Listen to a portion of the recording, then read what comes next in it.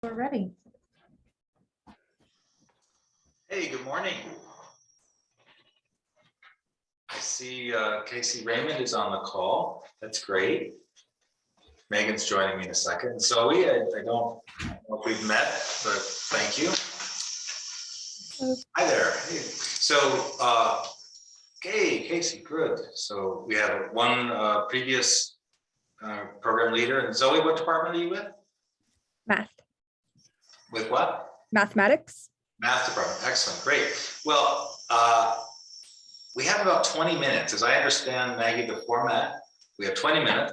Yeah, 20 minutes. Okay, so we did about an hour-long session on Tuesday, and that's on YouTube. So we're officially YouTubers now. And my son will be happy to hear that. So Megan's going to post into the chat the link to that. So there's a lot more detail in there. John and Maggie, that thing was live that night. I watched Yeah, it. John is speedy quick. Yeah. I encourage you to watch that. We went slide by slide. We had a lot of questions from the group and explained a lot of the previous year's issues and also planning ahead for the coming year. So if you want the detail, please watch that. Today we're going to go through the highlights, and then that'll maybe take 10 to 15 minutes, and then have time for your questions after. Okay? Sounds good. Great. So Megan's going to share her screen. Everybody can see that? Yes. Yeah. Okay. So here's a condensed from the other day. So for starters, it's been a heck of a 2-year period. This is where we were in December, where we're going to actually finally begin studying abroad. We had taken really almost 2 years off by a restriction, and as late as December of 21, we weren't sure what the new year was going to look like. But next slide. So bottom line is we did restart study abroad. We were the first SUNY campus to restart study abroad. We have semester programs in Paris, Barcelona, and South Korea this spring. They were approved, and we have students in all of them. And as we speak, there are faculty-led programs on the ground in Italy and Spain and France and soon Tanzania. So we're back. We need to share some aspects of what has changed, though. Again, all the slides will be in the presentation, and we can share them with Maggie and John if that helps too, to share with folks. But I just want to really condense that students are still interested. We have seen, not universally, not every program ran this year that wanted to run, but students are still interested. What we've noticed, though, are some changes. Students are telling us, and I've done some pre-post survey data collection on this, the students that are going seem to be quite serious about it, and they've put up with a lot of ambiguity in order to get there. Tolerance for ambiguity is running high with our group. So they're serious, but they're worried about mostly if the program's going to run. And so what we're trying to get across is there are new constraints and new processes. We've successfully gotten through them in many cases. And so hopefully we can together construct programs that minimize those hypothetical what ifs that students have been asking. What if this? What if that? What if this? Folks, there's a lot of what ifs that we've dealt with. So the more we can be clear about, I know students will go. The question is, between us, what kind of program can we construct that's certain enough for students to believe in, and also, I guess, work with the realities of what we're dealing with post-COVID. All right, I'll just go over this briefly. So the big picture here is that SUNY's involved in a way that they were not before. There was always a SUNY Global Affairs office, but they were more of a back office administrator, making sure agreements were codified, making sure contracts were done properly. This year, they really were required to review every program that campuses intended to run, and I have to approve them individually, including rosters of students and all this stuff that really used to be handled only at the local level, campus level. That being said, all of our programs are approved. There's nothing we submitted for approval was denied by SUNY. But keep that in mind, because as you prepare for new programs, barring any change in SUNY regulation right now, There may be more detailed questions we need to find out. We may get a proposal sent back to us and say, fill in the blanks more on, quarantine procedures or academic contingency plans, stuff like that. What was the previous slide? Was there anything in there? Something else. Maybe we can just cover it here. Yeah. All right, so I'm not going to go through each one of these, but kind of the highlights. One of the SUNY mandates has been an additional insurance policy. So besides the mandatory health and repatriation policy, we now have what we call a travel policy, which means not you can cancel the program, get your money back, unfortunately, but rather if there's a COVID incident, quarantine's required, isolation's required, repatriation's required, there's a specific insurance coverage for that. So that's good to know, actually, because we may be dealing with some of those. Other new steps. Some of you have taught with us, and you are Casey, I know, has often had a 2 faculty member approach, but this year we're requiring it, and that's a campus decision, partly due to the fact that the likelihood of a student needing quarantine or isolation is much higher, building in some flexibility so at least an additional person is available to be with students if they are forced, especially to quarantine or isolate during the program. We mentioned the SUNY proposal policies, but some of the things we had to debut this year, we had to review very closely our group flight procedures. And for those who've run programs before, we've always found the flight for you, reserved it months in advance, paid deposits on it well in advance. For a lot of reasons this year, we could not do that. Flight availability was constrained. The approval process I was citing about SUNY was such that we didn't know necessarily programs were going to be approved to run until way too close to departure. It was very stressful at times. And so the best way forward for us this year was actually to identify a group flight that we wanted students to take, but then students bought those flights directly themselves. We facilitated it, but students paid for it themselves. We did not build it into the program fee. It also, frankly, was a lot of very concern about what would the prices be on flights, and that's still a bit of a concern. Flexible itineraries, more than ever, we're encouraging faculty to assume flexibility with itineraries, but specifically not to present a day-by-day itinerary too soon in advance. So when we're promoting programs, we'll probably ask you to come up with a structure of an itinerary, but the specifics may have to be adjusted later. Is there a chat question? Casey's saying. Oh, just a comment.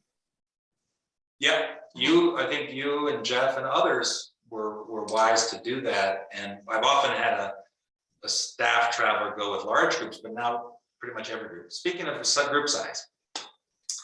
So we're being very specific. We're budgeting for 8 students. There have been programs in the past that would regularly get 15 or so or more. And we were pretty much right about that. There are programs that would have gotten more. Maybe they only got 8, maybe they got 5, maybe they got 11. But by budgeting for 8, it allowed us to have realistic pricing that frankly allowed the programs that we did promote successfully be able to run.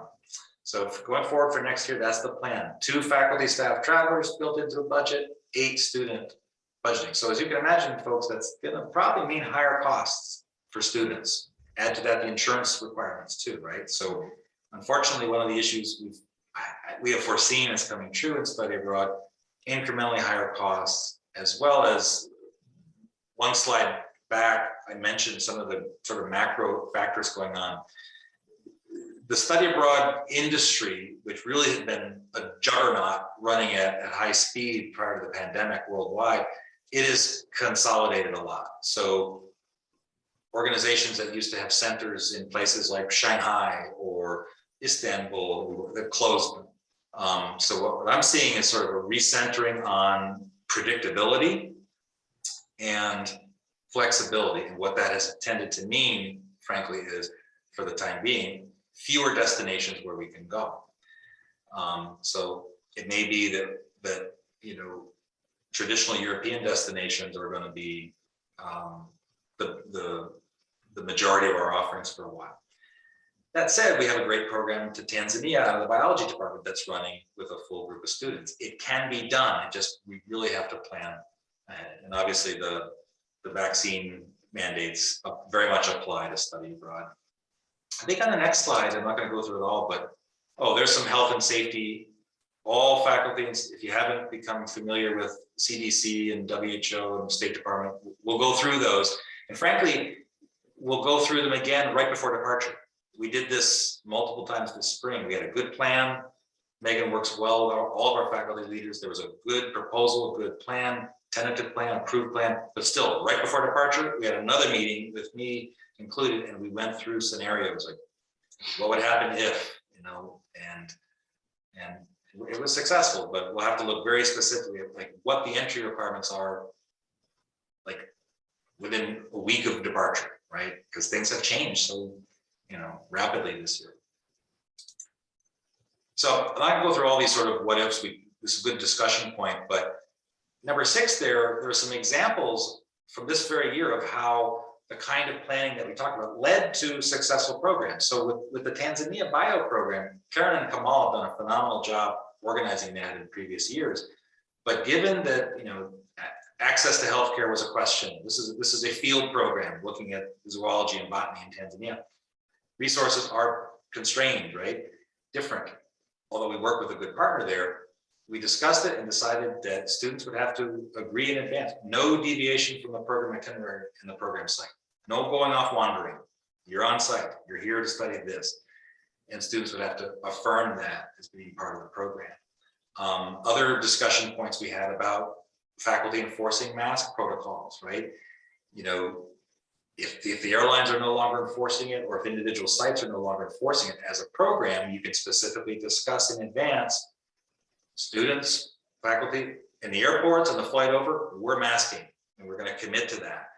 We don't want to get sick the first day of a faculty-led program and have to quarantine for the next week. We don't want that.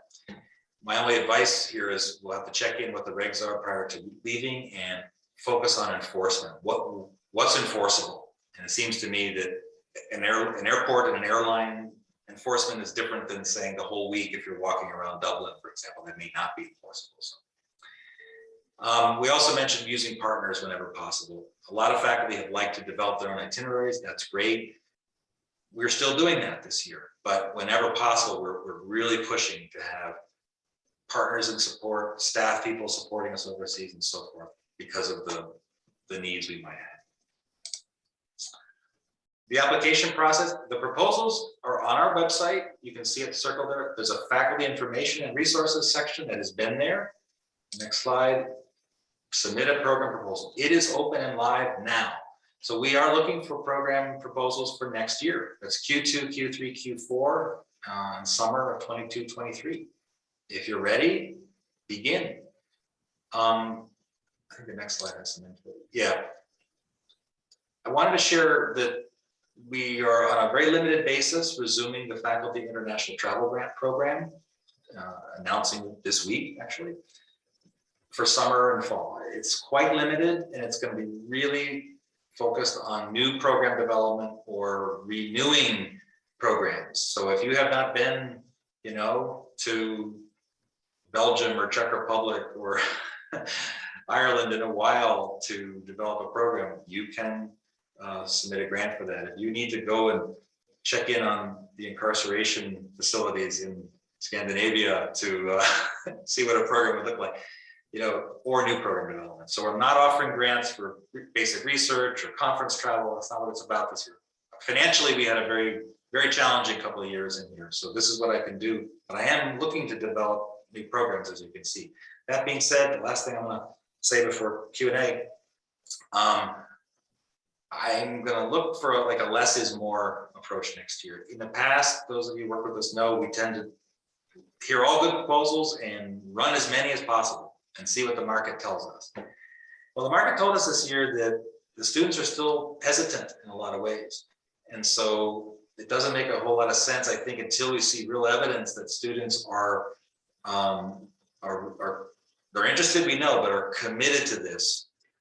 I'll probably have to manage it a bit more. So if I see overlapping programs by discipline or by location, I'm more likely this year to discuss with faculty about maybe a staggered plan. Maybe you go this year and your colleague goes next year. Maybe someone else wants to go to Italy this year? Can you go to run your program somewhere else? Because there's a bit too much overlap, things like that. We'll see what the proposals look like. I don't want to prevent any applications or proposals. Please submit them, but I do want to look at them more closely this year so we don't have too many offerings for students when really we're not sure that the demand is quite back where it was yet. Okay, so that's a real quick highlight of what we covered. Our staff is still rock solid. Megan is still here. Lizette's still here. Aaron and Amy are still here. I've lost a couple of other good people in the study abroad side, but they didn't work on faculty-led programs as much, but they did work on campus-wide promotion, marketing issues. So we've got some holes to fill, and it's keeping us on our toes in here. So we may be a little bit more stretched and strained than in the past, but we're definitely committed to resuming as you are. So I think with that, we'll get our pictures back up and see if anyone has any questions. Josh, do you think that, not necessarily in the next year or two, but within a couple of years, as things sort of stabilize a little bit, that we'll be able to go back to incorporating the flight into the budget, or are you going to probably keep it completely separate from here on out? Don't know. I mean, okay. One of the things I like about the flight being separate is that it gave us more time really to, figure out, is the program approved? Is it running? We weren't, booking flights was always kind of like a gun to the head to us. Like, deposits are coming, we have to make it. It was actually quite a lot of stress. And Megan actually figured out a way for students to pay.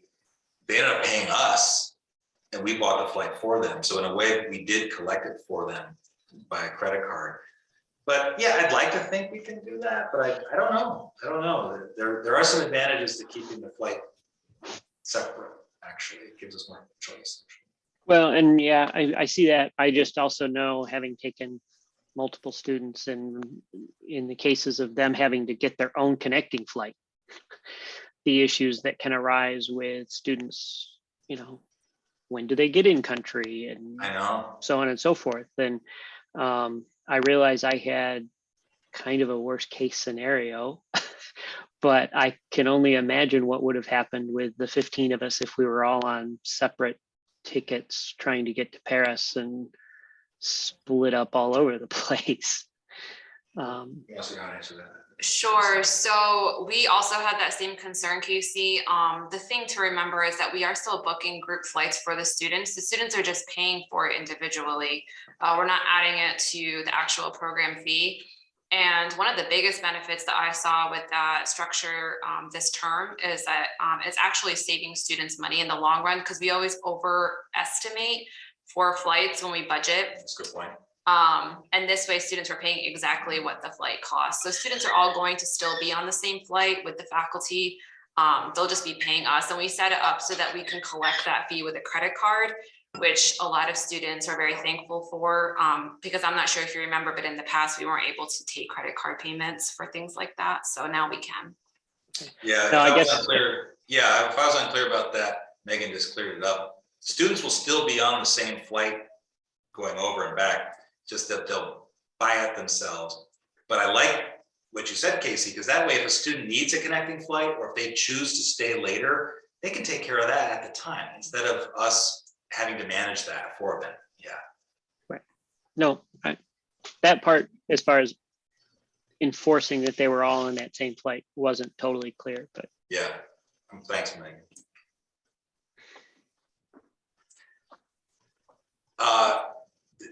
If Zoe has any questions, great. But Casey, I'm curious, if you had, given what you know, because you and Jeff, your locations well, if you had to start somewhere next year, have you thought, like, you had to pick one place? You guys thought about like where that one place would be? I think for Jeff and I, we probably will just stick with Dublin because it's a known for him. Particularly, it would be primarily a single site location. There's generally interest in Ireland. So my guess is that that's what we'll stick with. I don't know that either of us was that optimistic that a course would run this spring. Things were still pretty unknown. They were. I'm hoping that, come next fall and next year, all of this will kind of settle down and we'll be back to a little bit more normal. In the past, many of the locations we've gone to have been multiple site places. When we go to Scotland, we're in multiple cities, or in Belgium or the Netherlands, we're generally in a couple different locations. And with the uncertainty, I agree, that gets really tricky. So my guess is that, we'll just propose Dublin for next year and, Yeah, Dublin would be a and make great life choice. easy. I think it's a great choice. And one of the uncertainties about Ireland and England this year, surprisingly, is they were on the do not travel list way too long. And we weren't able to get approvals to run London semester study abroad for spring. I mean, that's really stunning. In Paris, we got approval for Barcelona, not London, because of the list. Thankfully, a lot's been cleared up within SUNY approvals, and I think within study abroad in general. CDC and State Department ratings are no longer like hard and fast. There's flexibility. For a while, when State Department said do not go, we couldn't go, and there was no budging from that. And that Ireland got caught up in that way too long this year. That was unfortunate. Well, Maggie, that's 20 minutes. Should we stop? I think we probably should, so we can Okay. get, for. Watch next the session. other video. Yes, yeah, that's in the chat for everybody, and, of course, it is posted online. So thank you. Okay. Have a good Thank summer, you. Katie.